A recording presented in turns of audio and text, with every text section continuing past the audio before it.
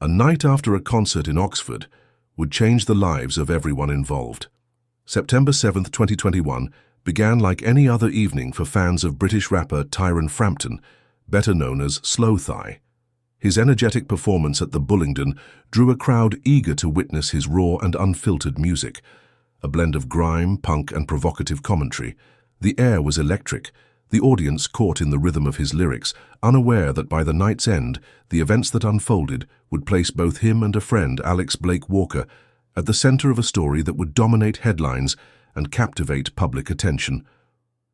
Two women came forward, claiming they had been sexually assaulted at a private gathering following the concert.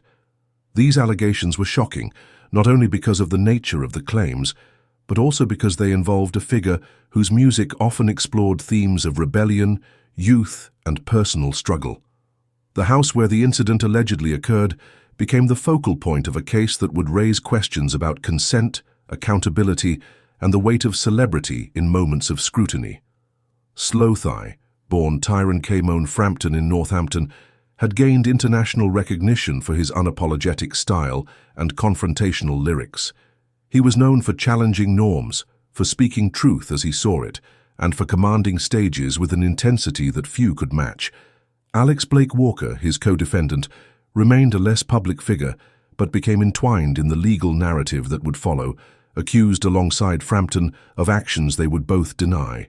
Their defense was straightforward, that any sexual activity had been consensual and that the allegations did not reflect reality. The story quickly drew attention beyond music circles. Media outlets dissected every statement, every public reaction, and every detail that could be confirmed. Fans and critics alike debated, shared opinions, and tried to understand a situation that had rapidly grown from a late-night party into a courtroom drama. For the legal system, the challenge was to examine testimony, analyze evidence, and determine facts under intense public scrutiny. Tonight, we will follow the journey from the initial allegations through the investigation, into the courtroom, and finally to the resolution of the trial that would see Frampton and Blake Walker acquitted of all charges. We will examine what this case meant for those involved, how it affected Slowthai's career, and the broader conversations it sparked in society. This episode is a careful look at the story as it unfolded, relying on verified information, court documents, and news reports. It is not an attempt to sensationalize, but to narrate the events with clarity and precision, respecting the gravity of the subject matter, while maintaining the suspense inherent in the process of law and human experience. If you appreciate in-depth explorations of true crime, take a moment to like, subscribe, and hit the notification bell. This story is not just about allegations or fame. It is about choices, consequences, and the scrutiny that follows when private moments intersect with public life. In the next chapter, we will examine the backgrounds of those at the center of this case, the circumstances that led to that night, and the details that set the stage for one of the most closely watched trials in recent UK history. Before the night of September 7, 2021, the paths of those involved were shaped by circumstances that would later become central to the case.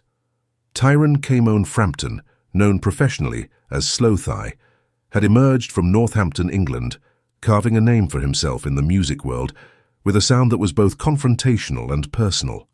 From early mixtapes to critically acclaimed albums, his career reflected a restless energy, a willingness to confront social issues, and a stage presence that drew in fans across the country and beyond. Despite his rising fame, the persona that captivated audiences masked the ordinary realities of a young man navigating sudden public attention, pressures of the music industry, and the expectations that came with notoriety. Alex Blake Walker, who would later become known to the public as Frampton's co-defendant, had a life less visible to the media. Unlike Frampton, Blake Walker did not occupy stadium stages or court public scrutiny through music. Yet his proximity to Frampton and presence at the events leading up to that night made him a figure of central importance in the narrative. The women who would later accuse Frampton and Blake Walker were drawn into the same social circle on that September evening. Their identities were largely protected by the courts, but what is known is that they attended a private gathering following the concert at the Bullingdon, a venue in Oxford renowned for its intimate performances and late-night events. The concert itself had ended, leaving a crowd energized, alcohol flowing, and the night young. It was at this juncture that private spaces became the setting for the allegations that would follow. Understanding the environment of that night is crucial. The city of Oxford, historic and densely populated with students and music fans alike, provided both anonymity and exposure.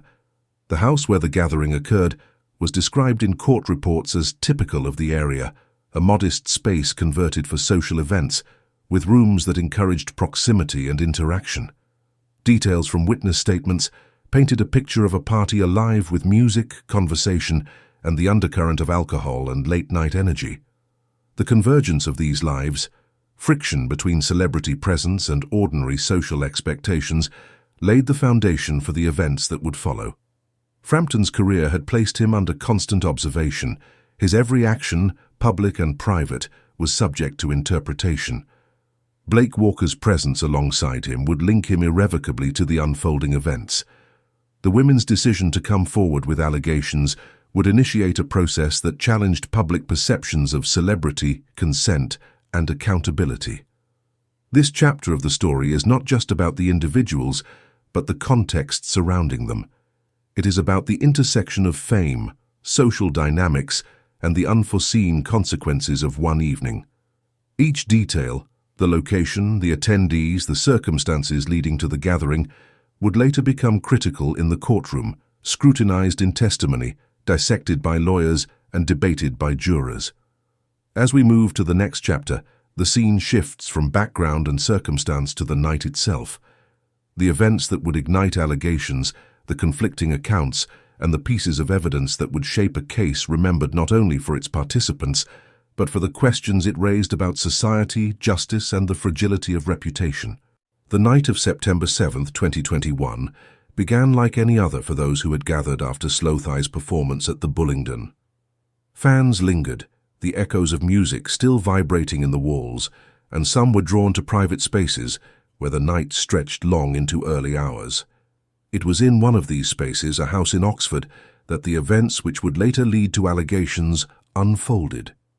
Two women, whose identities were protected throughout the trial, later described interactions that became the center of the case. They claimed that during the house gathering, they were subjected to acts that violated their consent. According to their statements presented in court, the interactions involved Slowthai and Alex Blake Walker, both of whom denied the allegations. Frampton and Blake Walker maintained that any sexual activity had been consensual, framing their defense around the perspective that the encounters were mutual and voluntary. Eyewitness accounts described a typical late-night social gathering, with music, conversation, and alcohol contributing to an environment that, while energetic, blurred boundaries for some. Testimonies suggested that the women had been in close proximity to the defendants at various points during the evening, yet precise timelines differed between accounts.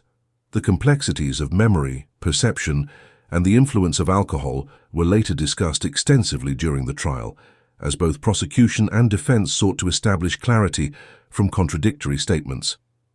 The details presented in court emphasized the difficulty of reconstructing events in private spaces. Investigators noted that physical evidence was limited and much of the case relied on testimony. Witnesses, including attendees at the party, were called to provide context, describing the interactions, the atmosphere, and movements of the individuals involved. The conflicting narratives became a central focus, the prosecution arguing that the encounters were non-consensual, the defense asserting that they were agreed upon. Despite the gravity of the allegations, there was no immediate public knowledge of the claims. The accusations came to light following police reports filed after the event, marking the beginning of a legal process that would last months and culminate in a high-profile trial. Media outlets would later track the case closely, reporting on developments while balancing the need to respect anonymity for the women involved. The uniqueness of this case lay not in the nature of the allegations themselves, which sadly are not uncommon, but in the intersection of celebrity, privacy, and scrutiny. Slowthai, whose music often commented on rebellion and societal pressures, now faced real-world consequences that contrasted sharply with his public persona. Alex Blake Walker, less known to the public, found his life entwined with a legal narrative that would place him under intense examination. As the night receded into history, the parties involved would be confronted with legal procedures, police investigation, and the eventual courtroom. Every detail, from the sequence of movements in the house to the statements recorded by police, would be dissected, analyzed, and challenged in front of a jury.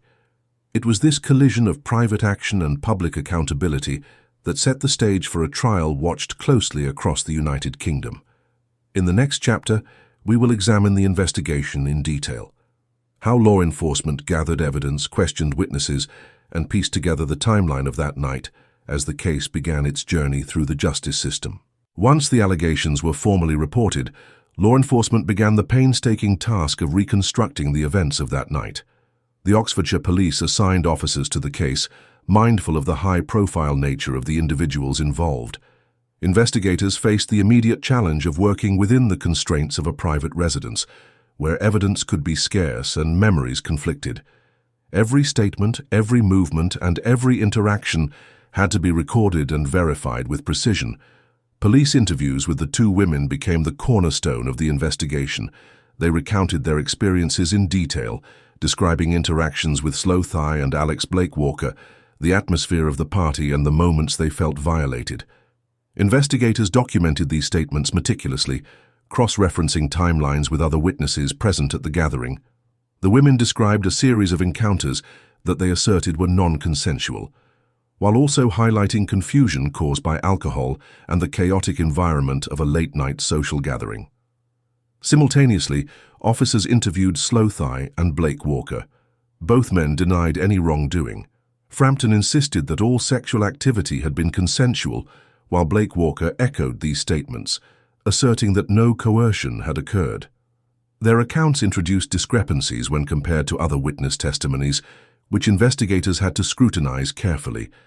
Every detail, from movement between rooms to interactions in the kitchen or hallway, was analyzed. Investigators relied on witness recollections, digital communications, and any material evidence available to establish a coherent timeline. Friends and attendees present at the house were also questioned. Some recalled seeing the defendants interacting with the women, but interpretations of those interactions varied. The differences in perception became central to the investigation, underscoring the challenges police faced in piecing together events that occurred in a dynamic and private setting. Officers documented these accounts, noting both corroborations and contradictions. The investigation extended beyond witness interviews. Authorities examined messages, social media activity, and other digital footprints to corroborate timelines. They also consulted forensic specialists to determine if any physical evidence could support or contradict the claims. While some traces were found, much of the case depended on narrative accounts rather than concrete material proof, a factor that would later influence courtroom proceedings. Throughout the investigation, public interest intensified. Media reports highlighted the allegations, framing the case within discussions of celebrity, consent, and accountability. Law enforcement had to navigate the tension between conducting a thorough investigation and managing the high-profile scrutiny surrounding the defendants. Press coverage amplified public debate, but investigators maintained focus on establishing facts. By the time charges were brought, the groundwork laid by the investigation had created a detailed record of the night in question. Investigators compiled statements, documented contradictions, and analyzed behavior, providing prosecutors with the foundation necessary to present a case in court. Every step, from the initial interviews to the collection of digital and testimonial evidence, reflected a meticulous effort to capture a clear understanding of events that had occurred behind closed doors, under the uncertainty and complexity of human memory and perception. The investigation concluded with a charge against Slowthai and Alex Blake Walker, setting the stage for a courtroom battle that would last 2 weeks. In the next chapter, we will examine the trial itself, the testimonies, the courtroom dynamics, the deliberations of the jury, and the eventual verdict that would reverberate across the UK music scene. The trial of Tyron Frampton, known to the world as Slowthai, and Alex Blake Walker, began at Oxford Crown Court under intense public and media attention. The courtroom was filled with legal teams, journalists, and a jury tasked with determining the truth of allegations that had captivated the nation. For the defendants, this was more than a legal proceeding. It was a confrontation with their reputations, their careers, and the scrutiny of a society eager for answers. Prosecutors presented the case in meticulous detail. They recounted the events of September 7, 2021, drawing upon the statements of the two women who alleged sexual assault at the house party following the concert. Testimonies highlighted moments they described as coercive, emphasizing instances where consent was disputed. Each word was weighed carefully, every pause noted, as the prosecution sought to establish a timeline that would convince the jury beyond a reasonable doubt. The defense, in turn, presented their account with equal diligence. Frampton and Blake Walker maintained that any sexual activity had been consensual. Lawyers challenged inconsistencies in witness statements and underscored the role of alcohol and the chaotic environment of the gathering, arguing that memory and perception were unreliable in such circumstances.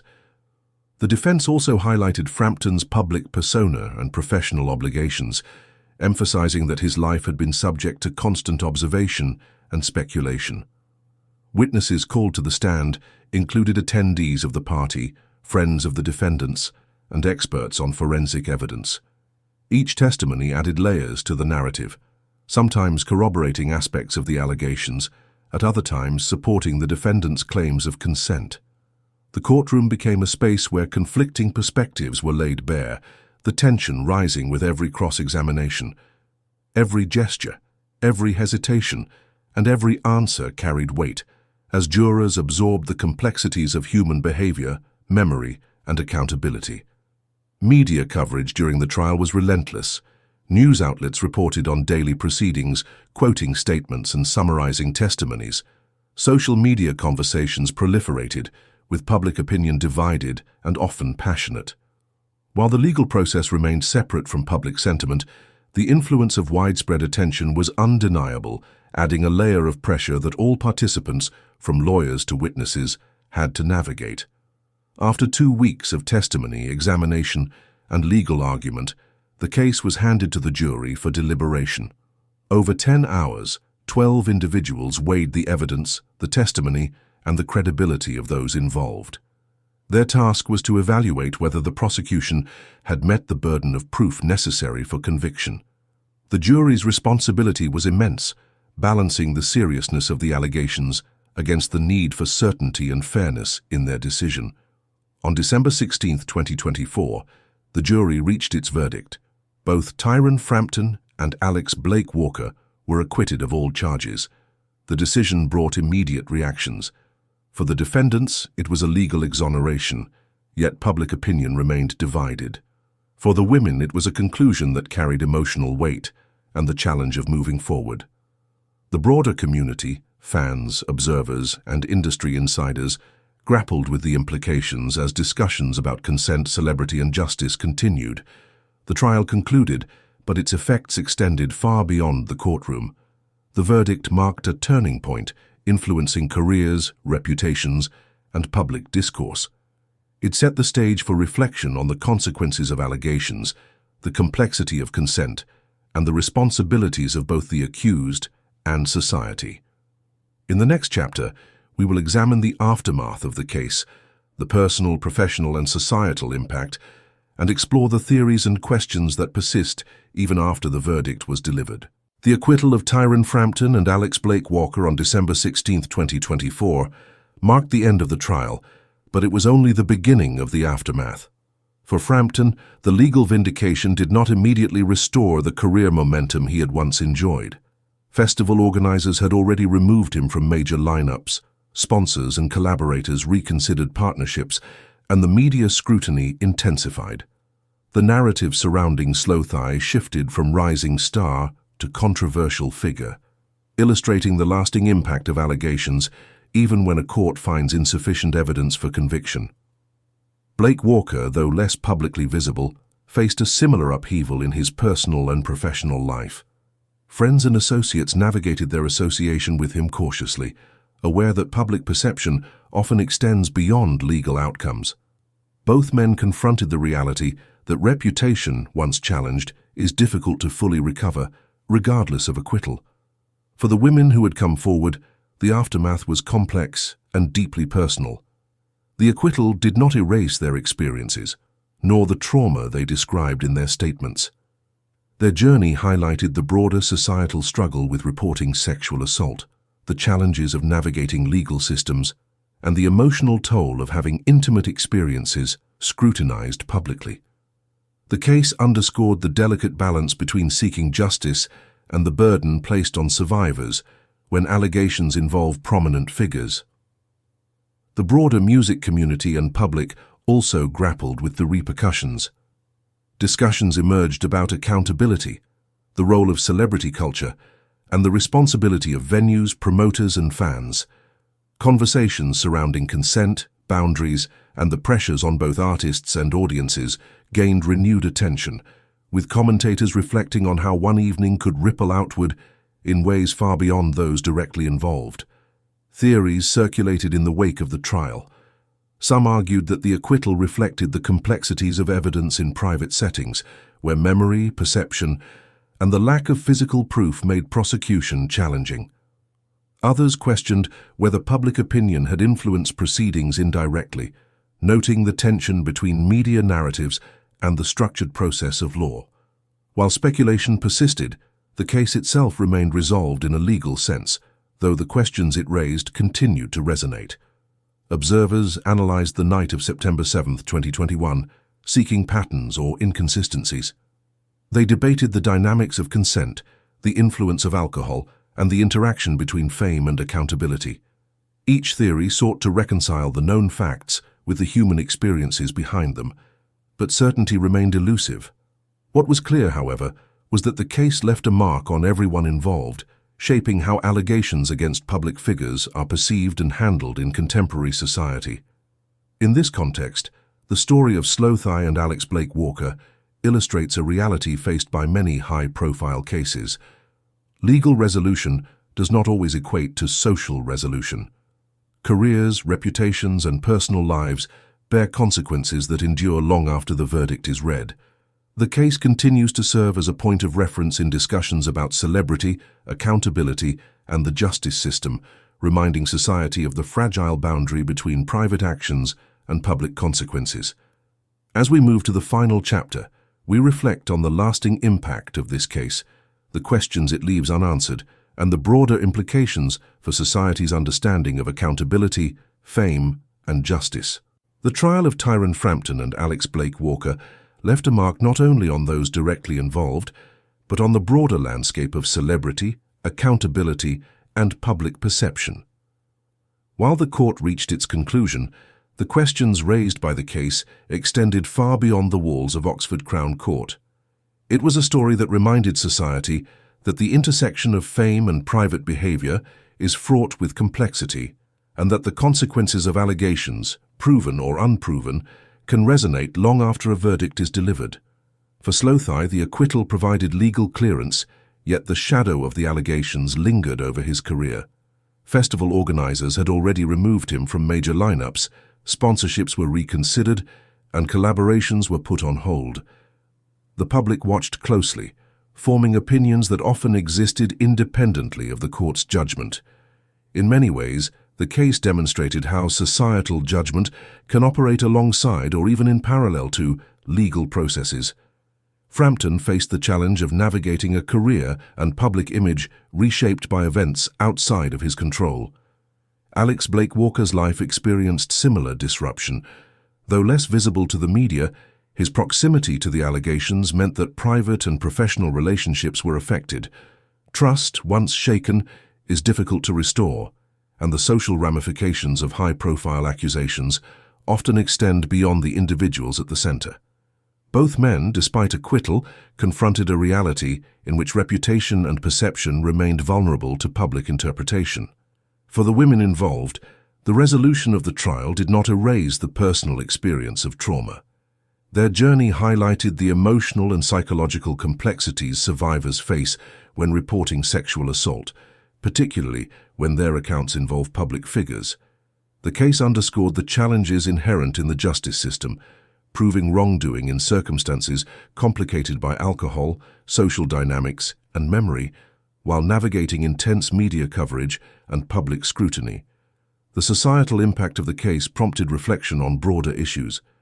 Discussions emerged regarding consent, the influence of celebrity culture, and how communities respond to allegations of sexual misconduct. The trial highlighted the limitations of legal resolution in addressing social perception, illustrating that acquittal does not always equate to absolution in the eyes of the public. Observers debated the dynamics of power, privilege, and responsibility, considering how fame and social standing intersect with accountability. The story of September 7, 2021, serves as a reminder of the fragile boundary between private action and public consequence. It prompts questions that extend beyond the individual participants. How should society balance presumption of innocence with support for survivors? How do public figures navigate accountability when private actions become public controversy? What is the role of media and social discourse in shaping perceptions of justice? These questions remain unresolved, yet they are central to understanding the lasting impact of cases like this. As we conclude this episode, we are left to consider not only the events themselves, but the ripple effects that follow. The trial of Tyron Frampton and Alex Blake Walker is more than a legal story. It is a reflection on human behavior, societal expectations, and the enduring complexities of fame and accountability. If you found this case compelling, take a moment